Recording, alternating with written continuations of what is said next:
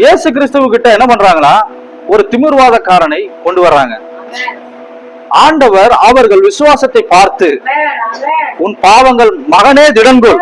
ஆமென். நான் சொல்றேன், இந்த காலை வேளையிலே மகனே மகளே, ஆண்டவருக்கு பிரியமானவர்களே, நீங்கள் திடங்கொள்ளுங்கள். இயேசுவின் நாமத்தில் உங்கள் பாவங்கள் மன்னிக்கப்பட்டது என்று இயேசு சொன்னார். உடனே அவங்க என்ன பண்றாங்க, அடுத்த வசனம் சொல்றாங்க, பாவத்தை மன்னிக்கிறதுக்கு இவர் யாரியா? இவன் அவர்களில் சிலர், வேதபாரகரில் சிலர், இவன் தேவ தூஷணம் சொல்லுகிறான் என்று தங்கள் இருதயத்தில் சிந்தித்துக் கொண்டார்கள். ஆண்டவர் தெரிஞ்சிட்டாரு, உங்கள் இருதயத்தில் பொல்லாதவைகளை சிந்திக்கிறது என்ன? பாவங்கள் மன்னிக்கப்பட்டது என்று சொல்வது எளிதா? ஆமென். நான் சொல்றேன், ஆண்டவருக்கு பாவங்களை மன்னிப்பதும் எளிது, எழுந்து நடன்னு சொல்றதும் அவருக்கு எளிது. ஆமென். அவருக்கு படுக்கையில கிடக்கிறவனை எழுப்புறதும் எளிது, மரித்தவனை எழுப்புவதும் எளிது. ஆமென். அவருக்கு முன்பால ஒண்ணுமே கிடையாது. ஆமென். படுத்தா என்ன, மரிச்சா என்ன, எந்த சூழ்நிலையில். சில பேர் ஆவிக்குரிய மரணமே அடைஞ்சிருப்போம், நமக்கு தெரியாது, சும்மா போயிட்டு வந்துட்டு இருப்போம், ஆனா ஆவிக்குரிய மரணம் அடைஞ்சிருப்போம். ஆனா ஆண்டவர் எப்பேற்பட்ட மரணத்தையும் உயிர்ப்பிக்கிற தேவன். ஆமென். பாவங்களை மன்னிக்கப்படுவது எளிதா, இல்ல நீ எழுந்து நடா என்று சொல்றது எளிதா?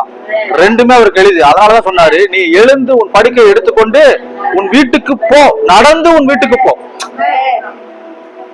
எல்லாம் நடக்க போறீங்க. என்ன தெரியுமா, இது படுக்கை என்பது, படுக்கையில் கிடந்த திமிர்வாதக்காரன், படுக்கை என்பது நீண்ட நாள ஒரே மாதம் இருந்துட்டான். இவ்வளவுதான் லைஃப் ஆட் இருக்குது நம்ம வாழ்க்கை, இப்படியே படுத்தே கடந்துருவோம், இனி ஒண்ணும் முடியாது, நம்மளை யாரு சுகமாக போறா? சில சூழ்நிலைகள் உங்களை அப்படியே என்ன பண்ணும், ஒரே கிராஜுவலா அப்படியே இருந்திருக்கும், ஒரு ஃப்ளோவே இல்ல. படுக்கைன்னா அவ்வளவுதான், நம்ம வீட்டுக்கு நல்லது நடந்தாலும் சரி, கெட்டது நடந்தாலும் சரி, படுத்தால் படுத்துதான் கிடக்கும். நல்லா இருக்கிற ஆளு என்ன பண்ணுவோம், நாம ஃபங்க்ஷன் போவோம், வேற எந்த காரியங்கள் நடந்தாலும் நாம வெளியில போவோம், என்னவோ நடக்கும். ஆனா படுத்திருக்க மனுஷனால எல்லாம் பார்த்துட்டு வேதனை அடைஞ்சிட்டே தான் இருக்க முடியும். ஆனா இந்த காலை வேளை இயேசு கிறிஸ்து உங்க நடுவில் வாசம் பண்ணுகிறார், தேவ தூதர்கள் உங்க நடுவில் வாசம் பண்ணுகிறார், உங்கள் படுக்கையை மாற்றுகிற ஒரு இயேசு உங்கள் மத்தியில் உலாவுகிறார்.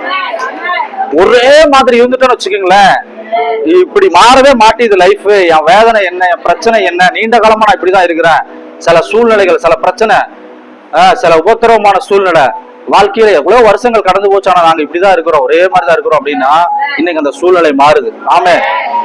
நான் சொல்லுகிறேன், இயேசு கிறிஸ்துவின் நாமத்தில் தீர்க்க தரிசனமாக ஒரு செயல் நான் உங்களிடத்தில் செய்ய சொல்லுகிறேன். நீங்கள் எழுந்து நடப்பீர்கள். ஆமென். நீங்க சொல்லுங்க, ஒரு நிமிஷம் நீங்க எந்திரிச்சு நின்று சில டிக்ளரேஷன் பண்ண போறீங்க இந்த இடத்துல. ஆமென். ரிபாலாரபா ஷடாலாரபா. இனி இது போல அல்ல, உங்களை பாக்குறவங்க ஆச்சரியப்படும்படிக்காக ராலா பாரா தேரா ரிமாராமா சொகுலா பாராமா, இயேசு கிறிஸ்துவின் நாமத்தில் நீ எழுந்து திமிர்வாதக்காரனை நோக்கி இயேசு கிறிஸ்து சொன்னார், உன் படுக்கை எடுத்துக்கொண்ட நட என்று. இப்பொழுதே நான் இயேசு கிறிஸ்து நாமத்தை டிக்ளேர் பண்றேன். இயேசு நாமத்தில் அந்த அபிஷேகத்தை இவர்கள் மீது நான் பேசுகிறேன். இவர்கள் எழுந்து நடப்பார்கள், இவர் பாய்ந்து பரவுவார்கள், இவர்கள் ஆறுகளை போல இருப்பார்கள். வசனம் சொல்லுகிறது, எபேசியர் 2:7 சொல்ல போது, அவர்கள் உன்னதங்களிலே அவரோடு கூட உங்களை உட்காரவும் செய்திருக்கிறார். ஆமென். பூமிக்குரிய ஆசீர்வாதம் அல்ல, பரலோகத்துக்குரிய ஆசீர்வாதத்தை உங்களுக்கு கொடுத்திருக்கிறார். நீங்கள் பாய்ந்து பரவுவீர்கள், நீங்கள் எழுந்து நடப்பீர்கள், உங்கள் மீது தேவனுடைய அபிஷேகம் பகிரப்படும், வல்லமை பறித்துக் கொள்வீர்கள், ஒரு அலங்கார வஸ்திரம் உண்டால் இனி நீங்க இப்ப இருக்கிற மாதிரி இருக்க மாட்டீங்க. ராஜ வஸ்திரம் கொடுப்பீர்கள், ராஜ வஸ்திரம் கொடுப்பீர்கள். தேவனுடைய மகிமைகளை நிரப்பும். உங்களை தேவ ஆவியானவர் நிரப்புவார். நீங்க எழுந்து நடப்பீங்க, ஆச்சரியப்படுவார்கள், தேவனை மகிமைப்படுத்துவீர்கள்.